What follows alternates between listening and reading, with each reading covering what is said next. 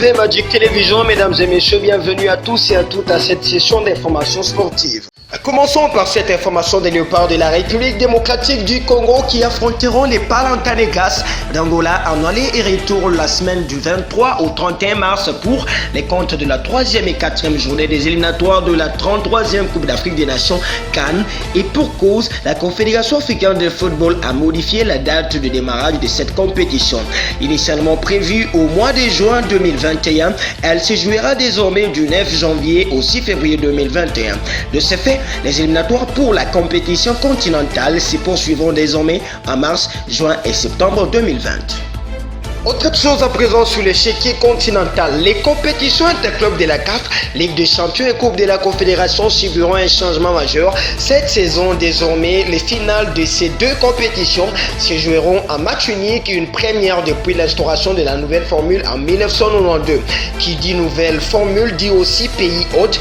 À 3 mois de la finale Ligue des Champions Coupe de la CAF, les rumeurs sur les pays, stades ou villes choisis pour accueillir ces gros événements font bon train. Il y a quelques semaines, la presse marocaine annonçait que c'était sur le stade Mohamed V que la CAF avait jeté son dévolu pour la finale de la C1. Aucune suite ne sera donnée à l'information jusqu'à présent. Parlons à présent du mercato pour vous signaler que après une longue attente et des sanctions venant de la FECOFA, Mecha Kelly retrouve enfin les sourires. Le jeune joueur a officiellement paraphé un contrat de 3 saisons avec le FC Young Boys de la Suisse après avoir refusé de s'engager avec Anderlecht. Ce n'était plus qu'un secret des policemen. Le club de Berne voulait l'ancien du tout-puissant Mazembe et lui aussi voulait y signer plutôt qu'Anderlecht. C'est fait et officialisé. L'international congolais et le nouvel attaquant des Young Boys.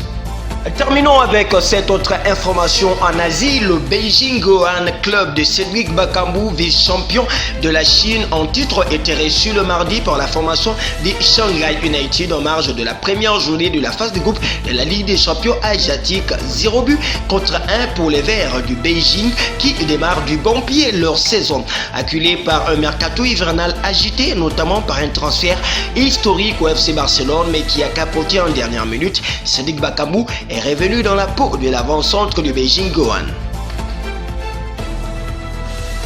Tout est bien qui finit bien, c'est par ici que nous clôturons cette session d'information sportive. Merci à vous de nous avoir suivis.